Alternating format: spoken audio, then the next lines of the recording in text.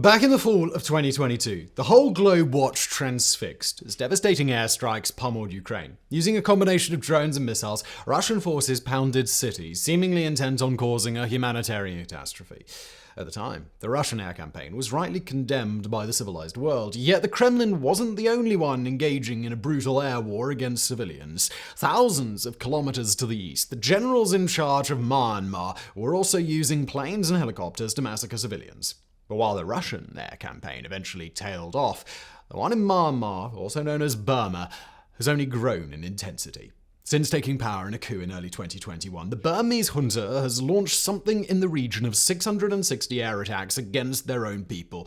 Targeting schools, churches, hospitals, and villages, the strikes seem designed to sow panic, to terrorize the population into silent obedience, no matter the human cost. Today we're going to examine Myanmar's devastating air war, the causes, the effects, and most importantly, the nations that are secretly helping facilitate this ongoing disaster.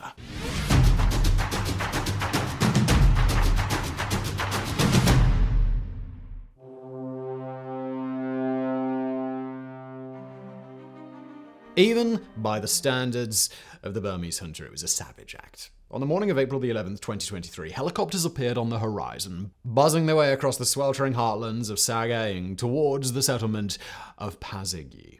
It was 8 a.m. In the center of the village, a dual ceremony was taking place, one to inaugurate the opening of the administration office, another to celebrate the Buddhist New Year festival of Thingyan.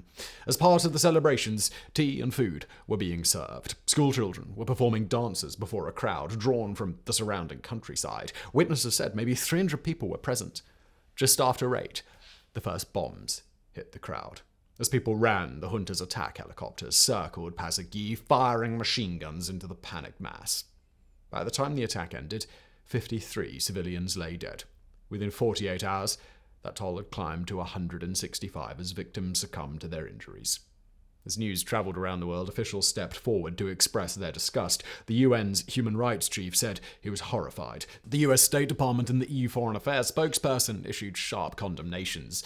Yet the outcry didn't make any difference. A spokesman for Myanmar's junta didn't even try to hide their role in the massacre, saying, quote, "We had launched the attack on them. We were informed that PDF were killed at that event under the attack. They are opposing our government." The PDF here refers to the People's Defense Force, a series of armed groups that oppose the military. They were the ones opening the new administration building in Pasigi, taking up the burden of local government as Myanmar's junta loses control over rural regions. But it wasn't PDF fighters who made up the majority of the victims, but civilians. The callous indifference of the junta's spokesman to this fact should give you some clue as to just how chilling Myanmar's secret air war has become. Since the strikes began on March the 11th, 2021, monitoring groups have reported nearly 600 such attacks, a number that's likely grown between us recording this video and it being published. Although some of the targets have been military assets of the PDF or other armed groups, the vast majority have been civilian, things like schools, churches, or hospitals. Last October, for example, the junta bombed a benefit concert for KIA insurgents in Kachin State, killing 60 people. In another incident documented by the BBC, attack helicopters strafed an elementary school in a remote village. 3 children, aged between 7 and 12, died, while 12 more suffered life-changing injuries. And these are not cherry-picked examples. They're absolutely representative of the atrocities inflicted by most of the junta's air attacks. Air attacks that have been growing in intensity. Of the 660 strikes, the majority occurred in the last months of 2022 and early months of 2023, suggesting that the tempo is increasing. And while the Burmese government has a history of using air power against ethnic rebels, beginning with the 2012 gunship attack in Kachin State, the nature of the current targets is unique in Myanmar's history. Rather than coming from the minority groups on the nation's borders, most of the recent victims live in Sagaing region. Home to the Buddhist Myanmar majority, Sagaing was once the regime's heartland, the area that it treated lightly, where ordinary people often supported its genocide or campaign against the Rohingya. Today, Sagaing is where regime forces burn villages and shoot civilians, where bombs fall and missiles streak through the skies, where, as The Guardian recently reported, some villages have been destroyed so often that survivors now live in temporary shelters made of palm leaves, lest the junta return to burn anything that they rebuild. To understand the true nature of the air war, we need to understand why Sagaing region is now being targeted.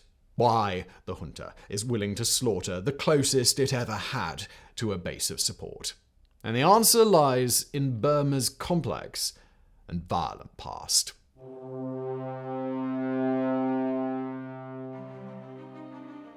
Even among post-colonial nations, Myanmar's transition to independence was spectacularly bumpy. From the moment Burma was freed from British rule in 1948, a series of armed ethnic insurgencies broke out as 7 separate states fought for more autonomy from the Burma majority. Technically, some of these insurgencies have been going on ever since, albeit broken up by ceasefires of various lengths. But it's what came in 1962 that has the biggest bearing on today's story. That was the year the Burmese military, also known as the Tatmadaw, took power in a coup. Unlike many other military juntas, the Tatmadaw turned out to be excellent, not just at grasping the power, but actually holding on to it. It was only in 2011 that they slowly began to release their vice-like grip on the nation's neck. Not that people weren't trying to loosen the general's fingers. Aside from multiple ethnic insurgencies, a non-violent pro-democracy movement sprang up among the majority Burma. Not that it had much success, though. Pro-democracy uprisings in 1988 and 2007 were forcefully put down by the junta, which killed unarmed protesters to cow the rest of the populace. The public face of the pro-democracy movement, Aung San Suu Kyi, was arrested in 1989 and spent most of the next 21 years imprisoned. Because of this, she wound up being seen by many as a kind of female Nelson Mandela. For a brief while, it even looked as if their stories would end the same way. On November the 11th, 2010, Aung San Suu Kyi was unexpectedly released by the junta. Following a 2015 election, she was elevated to the nation's civilian leader. The key word there, though, is civilian. While the Tatmadaw had loosened its iron grip, it hadn't surrendered power. The junta still controlled the army, appointed key cabinet ministers, and held reserved seats in parliament. This, in part, is why Myanmar, under Aung San Suu Kyi, remained such a brutal place. It was, for example, during this period that the Rohingya genocide was carried out. Still, the general seemed committed to at least the pretense of democracy. When the November 2020 deadline for a new election rolled around, they allowed voting to proceed. But then the results came in, and the Tatmadaw had a collective heart attack. Aung San Suu Kyi's pro-democracy movement had won a landslide. 83% of available parliamentary seats had swung her way. So, the generals did what authoritarians do. They claimed the results were fake, the result of massive, widespread election fraud. It won't surprise you to hear that they presented absolutely no evidence to back up these claims. In fact, the case was so fact-free that the Burmese Supreme Court refused to annul the results. Sadly, the generals had more than just legal means at their disposal to challenge Aung San Suu Kyi. And so, we get to one of the darkest days in Myanmar's modern history, February the 1st, 2021. That day, the parliament had gathered to confirm the election results and form a new government. Instead of certifying the will of the people, though, most were arrested when soldiers surrounded the building. The president, several cabinet ministers, the heads of various ethnic states, and Aung San Suu Kyi all vanished into a twilight world of secret courts, tiny cells, and long prison sentences. In their place came a brand new military junta. The leader was Senior General Min Aung Hlaing, a guy whose CV reads like one of those old dummies' guidebooks to being an awful piece of human being. A chief perpetrator of the Rohingya genocide, Min Aung Hlaing was infamous for bullying subordinates and so generally unpleasant that his nickname at military school had been cat shit. And now, here he was, heading a new Burmese junta, one that immediately declared a state of emergency, took over radio and television stations, shut off internet access, and barred international flights from entering the country. At first, people tried to protest. Across Burma, unarmed citizens took to the streets, demanding a return to democracy. Just like at the party in Pasigi village 2 years later, they came out not ready to fight, but to show the best side of their nation. Pro-democracy rallies played loud music that people could dance to. There were costumes, songs, a feeling of coming together. But we already know what happened to that party in Pasigi, and the junta would respond in exactly the same way to these protests. When it came to sheer awfulness, General Catshit would be more than capable of living up to his nickname.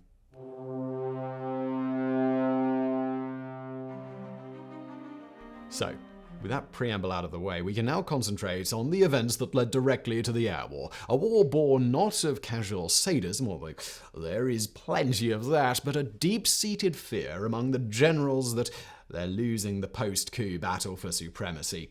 Back in September of 2022, analysts estimated that Tatmadaw controlled a mere 17% of the country.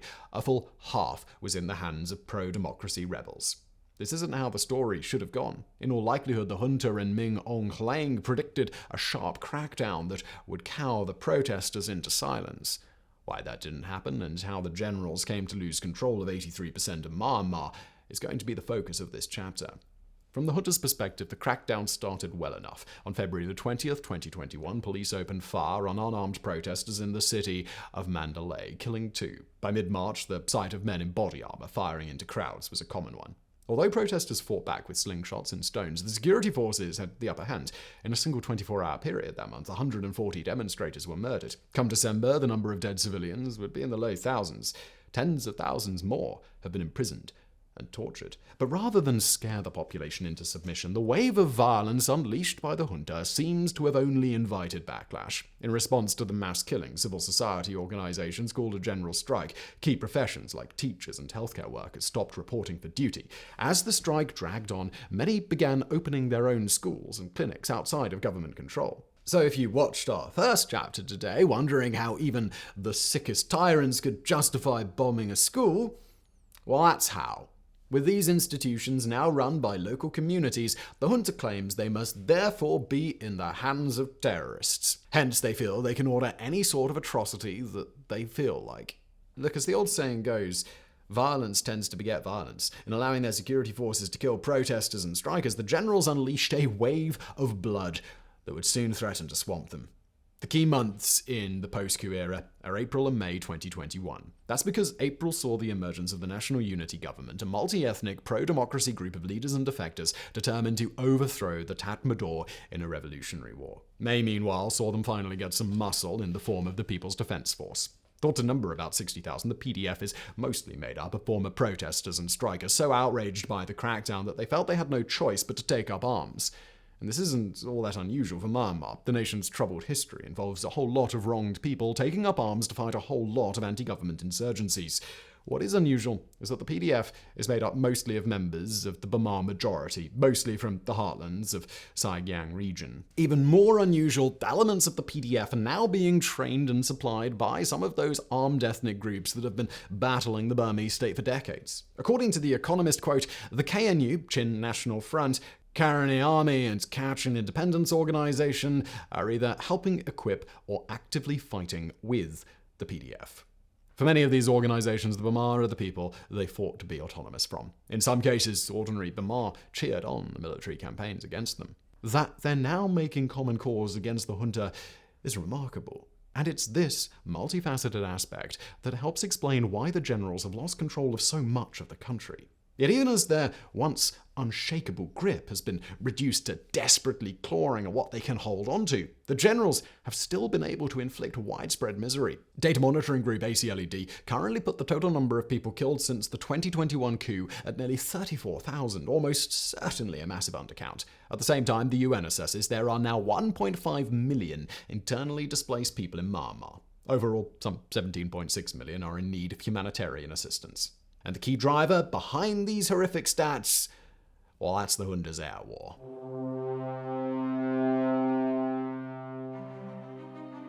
It's often said that war is a battle of wills, that the tack and troop numbers you can field are secondary to basic issues like morale and determination. Right now, the most famous example of this is probably the Ukraine war, where a much smaller nation has held back and inflicted massive casualties on the Goliath that attacked it. But even the bravery of Ukraine's heroes can't quite match that of the PDF. In the jungles of Myanmar and out on its burning plains, the steel determination of the insurgents has allowed them to humiliate a military infinitely more powerful than they are. Mostly made up of ordinary people, teachers, farmers, students, the PDF began the conflict fighting with slingshots. Today, their weapons are a little better, homemade rifles and bombs partnered with commercial tech like consumer drones. Yet they've still managed to chase government forces from swaths of the countryside using tactics that would be familiar to insurgent armies everywhere. Tactics like destroying remote police stations and ambushing convoys. Tactics like assassinating military officers before melting away into the local population, a population that overwhelmingly supports them. It's a set of tactics that's allowed them to almost completely cleanse the countryside of the junta. While the generals still hold the large towns and cities, their reach doesn't extend much further. Indeed, if you combine the areas controlled by the PDF with those controlled by armed ethnic groups and place them on a map, they create a sort of cauldron, seemingly trapping the Tatmadaw in the few regions that they still control. If real life were a movie, this would be a clear sign that the junta's end was coming, that the sheer grit and determination of the rebels would soon send General Ming Aung Hlaing the way of the Galactic Empire. Unfortunately, though, life isn't a movie, and while we might like to believe morale and having something to fight for are worth more than any weapons platforms, that is just simply not always the case. Because in this battle of the wills, the generals have a cheat card that the PDF don't: an air force. Consisting of about 70 aircraft plus helicopters, the Burmese Air Force has become the hidden ace up the Tatmadaw's sleeve. In military speak, the combat planes and attack helicopters give the junta an asymmetrical advantage. The PDF simply doesn't have anything that can counter a Mi-35 helicopter gunship. Sadly, that sort of asymmetry can break the link between morale and willpower and victory. We saw this in Syria. By 2015, the opposition was on the cusp of winning when Russia intervened on Assad's side. Because the rebels had little that could fight back against an airstrike, the Kremlin used its fighter jets to inflict massive casualties, destroying not just rebel forces, but also deliberately bombing hospitals, schools, markets, and playgrounds in areas that supported the rebels. The result? Assad was eventually able to eke out a victory of sorts. And now the Burmese junta seems to be copying the Kremlin's playbook. Under Air Force Chief General Tung Ung, the Tatmadaw has been pursuing what it calls its four-cut strategy. The idea is to eliminate the PDF's home ground advantage by eliminating the local communities that supply them with food, shelter, and intelligence.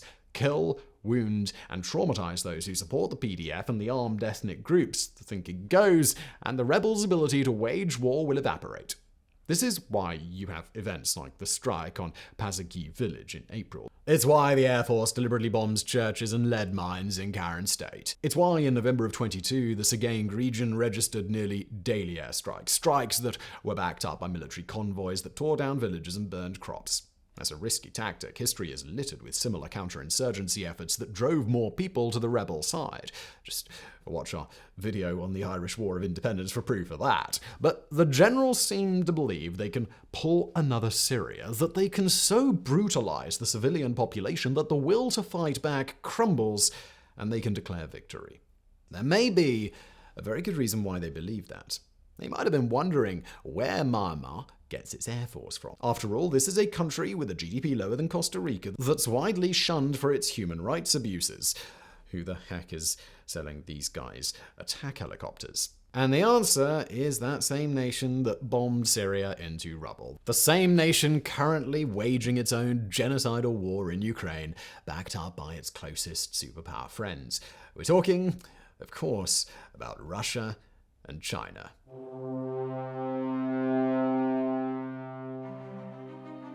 In the aftermath of the 2021 coup, as Myanmar became a pariah on the world stage, the junta began a deliberate policy of moving ever closer to Beijing and Moscow. That has meant parroting the Chinese line on Taiwan. In 2022, it meant vocally supporting Putin's invasion of Ukraine, although the junta stopped short of recognizing Russia's annexation of four oblasts. Still, it was enough. Since the coup, Moscow has emerged as the biggest supporter of Myanmar's generals.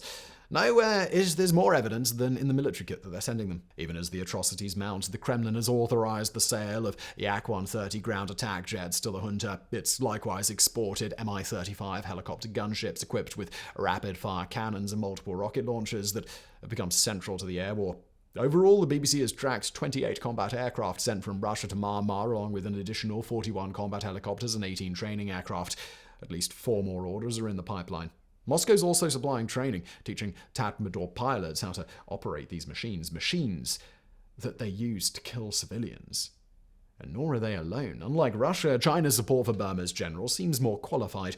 Beijing is known to have made contact with the National Unity Government and seems to be hedging its bets over the outcome. However, the CCP also wants to invest in oil and gas pipelines across Myanmar and profit from its stores of rare earth metals.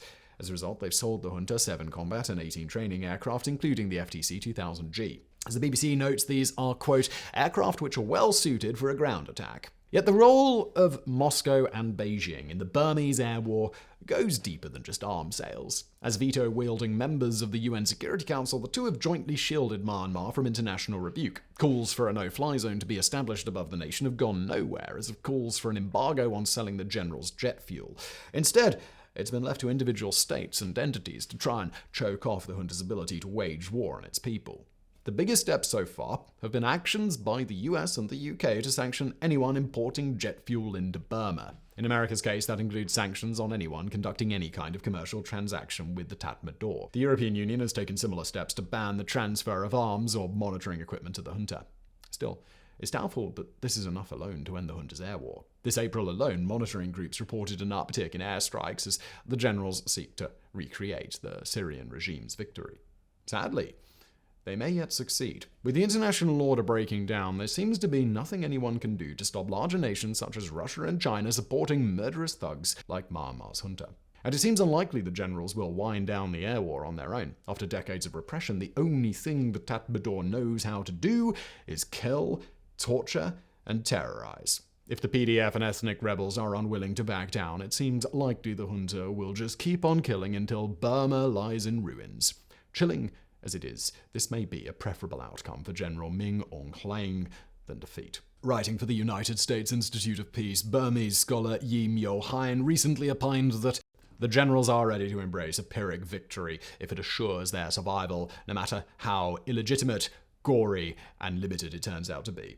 Under the current conditions, the generals prefer endless war to negotiation.